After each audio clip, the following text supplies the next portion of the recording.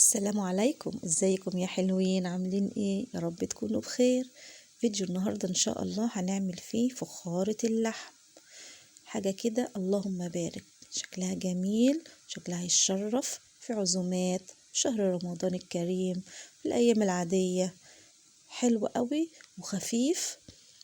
ممكن بقى تقدميه مع عيش، ممكن تقدميه كمان مع رز ابيض او بالشعرية. في كلتا الحالتين هيبقى جميل وطعم. يلا نسمي بالله ونصلي على الرسول ونشوف هنعمل ايه. معانا هنا كيلو من اللحمة، معانا بصل، معانا توم، معانا خضار مشكل وقرن فلفل حام. ووك على النار، معلقة كبيرة من السمنة، اسيحها وانزل كده ايه بالبصل بتاعي. دول 3 بصلات كبار عشان يبقى طعم الطاجن بتاعي حلو كده. هشوحه كده بالشكل ده، وهنزل عليه ب3 فصوص من الثوم. اشوح هنا يا حبايبي. بقى قطعت اللحمة بتاعتي قطع متوسطة عشان تستوي مع الخضار. اقلب كده بالشكل ده اهو. قطعنا الفلفل الحامي وحطيناه، وده اختياري. انزل بقى برشة من الفلفل الاسود، رشة من جوز الطيب. مش عايزة احط توابل كتير عشان استمتع بطعم اللحمة مع الخضار. هنا معلقة من الصلصة كبيرة علشان لون اللحمة بتاعي يبقى حلو. واقلب.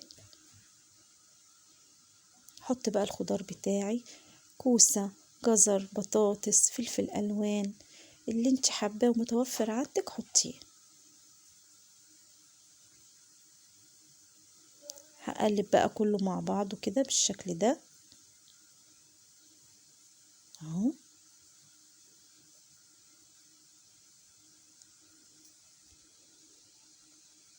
كده بالشكل ده. بيفرق طبعا ان انا اشوح اللحمة عن ما اعمله ني في ني.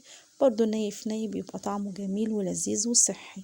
هنا بقى نزلت بكوبايتين من المية، لان لسه الخضار ده كله هينزل المية بتاعته. اظبط الملح بتاعي بالشكل ده، واسيبه شوية على النار. غلي اهو معانا حبايبي. هطفي عليه عشان يكمل السوا بتاعه في الفرن. هنا بقى هعمل العيش بتاعي. عبارة عن ايه؟ كوبايتين من الدقيق، معلقة صغيرة من الخميرة، معلقة صغيرة من السكر، ذرة ملح. اقلبهم كده مع بعض وانزل عليهم بالمية شوية بشوية واعجن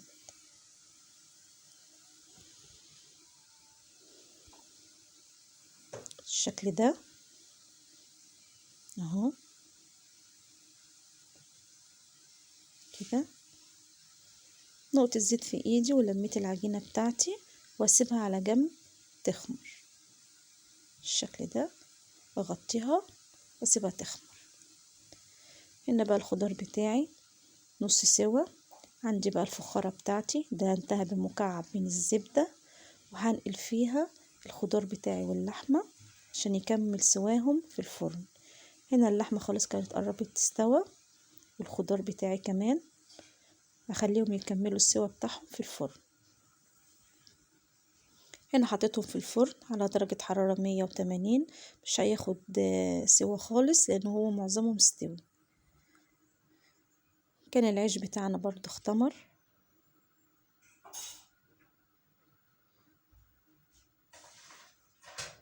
هقطع هنا الرغيف الصغير على قد الفخارة الصغيرة.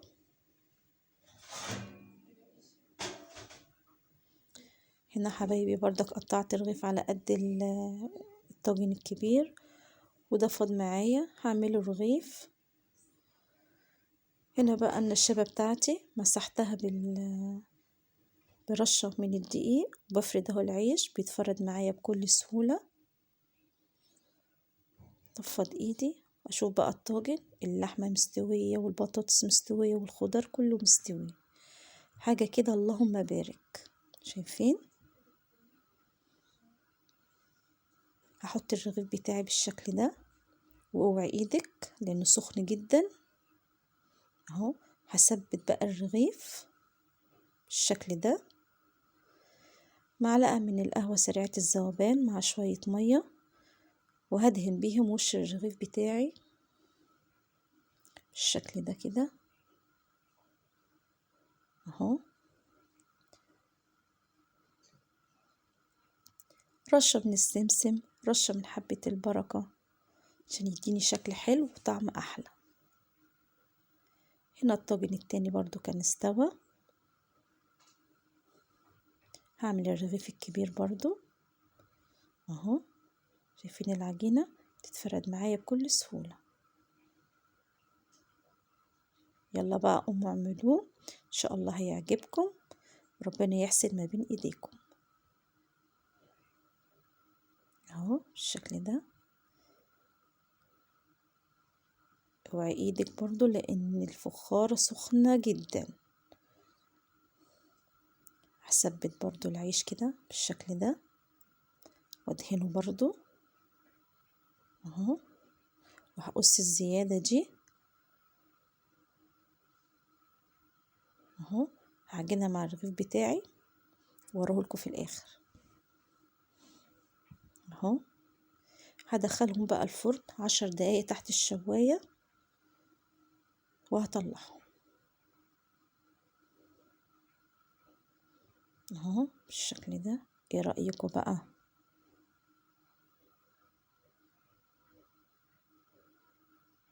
خدش معانا وقت والنتيجة تستاهل التجربة.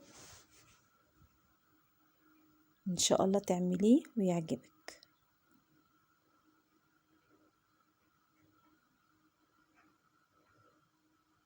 شايفين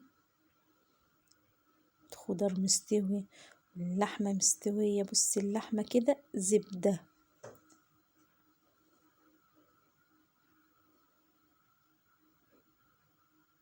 زي ما قلت لك يا حبيبتي، ممكن تقدميه مع عيش، مع طبق رز، جنبه شوية مخلل. مفيش احلى من كده. حاجة عاملينها في البيت وضامنين اكلنا نضيف. شايفة العيش.